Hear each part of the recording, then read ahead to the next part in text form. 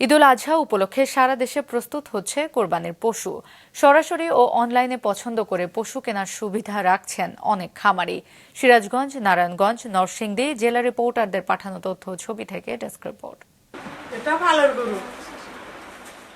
যমুনাপাড়ের জেলার সিরাজগঞ্জ পৌর এলাকার বিয়ারাঘাটের হাওয়া খাতুন গেল 2 বছর ধরে লালন পালন করছেন 60টি।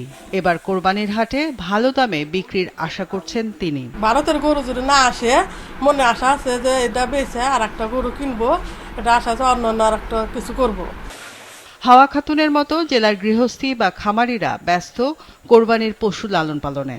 প্রাণী সম্পদ অফিসের তথ্য মতে জেলায় প্রায় 30,000-এরও বেশি খামারে কোরবানির জন্য প্রায় 6,17,000 পশু তৈরি করা হচ্ছে। এগুলো গরু এখন ন্যাচারাল খাবার খায়। আমার বাড়ির পাশেই যমুনা পারে কাঁচা খাওয়ানো গরু। যদি বাইরে থেকে কোনো গরুর সাপ্লাই না হয় তাহলে আশা করি গত বছরের চেয়ে এবার হয়তো বা বেশি আমি একটু লাভবান হইতে পারবো। এবার খামারিরা প্রকৃত মূল্যই পাবে। আমার মনে হয় যেহেতু ইন্ডিয়া থেকে কোনো গরু আসবে না, বর্ডার বেল্ট থেকে কোনো গরু আসবে না, এবং এই মুহূর্তে সীমান্তবর্তী হাটগুলো বন্ধ করে মাননীয় মন্ত্রী আমাদের নির্দেশনা দিয়েছে। আমরা আশা করতেছি যে এবার গরুর দাম ভালোই বাড়বে।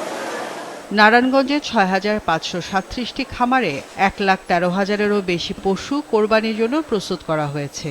অনেকেই হাটে না যেয়ে খামার থেকে পশু কিনতে পছন্দ করেন, তাই জেলার খামারগুলোতে বাড়ছে ক্রেতাদের ভিড়। ফার্ম থেকে গরু কিনে মূলত পরিবেশটা ভালো দেখা যায়, সময় নিয়ে দেখা যায়, যেভাবে মন চায় ঘুরে ফিরে দেখা যায়। খাওয়া দাওয়া, পরিচর্যা সবকিছুই দেখতে পারি, নিজেও একটু গরুটাকে নিয়মিত আদর করতে পারি। আমাদের এখানে কাস্টমার আসেন, ওনারা ওনাদের পছন্দ মতো পশু বুকিং করে রেখে যান। ঈদের আগের দিন পর্যন্ত ওনারা বুকিং এখান থেকে ডেলিভারি নিয়ে যাবেন, বা কিছু কিছু ক্ষেত্রে আমরা ডেলিভারি দিব। অনলাইনে পশু পছন্দের সুবিধা রেখেছেন বেশ কিছু খামারিরা। জানান গোখাদ্যের দাম বৃদ্ধি পাওয়ায় এবার পশুর দাম বেড়েছে। অন্য কুরবানি ঈদের তুলনায় এবার অনেক ভালো চাহিদা। আমাদের এখানে কাস্টমার চাইলে অফলাইন অনলাইন এসে ভিজিট করে আলোচনা করে নিতে পারবে। নিয়মিত পরিচর্যার মাধ্যমে কিন্তু এই খামারগুলি গড়ে উঠেছে, এবং এরা কিন্তু এই গবাদি পশু সেইভাবে নিরাপদ খাদ্য হিসেবে যাতে আমাদের ভোক্তা পায়, কোরবানি দিতে পারে, সেইভাবে কিন্তু গড়ে উঠেছে। এবং প্রাকৃতিক পদ্ধতিতে লালন পালন করা পশুর চাহিদা বেশি, দামও পাওয়া যায় ভালো। তাই নরসিংদীতেও কোরবানির পশু পরিচর্যা করা হচ্ছে প্রাকৃতিক উপায়ে, দেয়া হচ্ছে দেশীয় পদ্ধতিতে তৈরি খাবার। আমরা খাবার দাবার যা আছে সব বাংলা খাবার দিয়ে পরিচালনা করি। চাউলের খুদ, মিষ্টি আলু, তারপর হচ্ছে মিষ্টি কুমড়া, ঠিক আছে, দানাদার খাবার, এগুলা খাওয়াই। জেলা প্রাণী সম্পদ অফিসে একটা জরুরি কন্ট্রোল রুম খোলা হয়েছে। এই কন্ট্রোল রুমে 4 জন সদস্য থাকবে, তাদের মোবাইল নাম্বার দেওয়া থাকবে।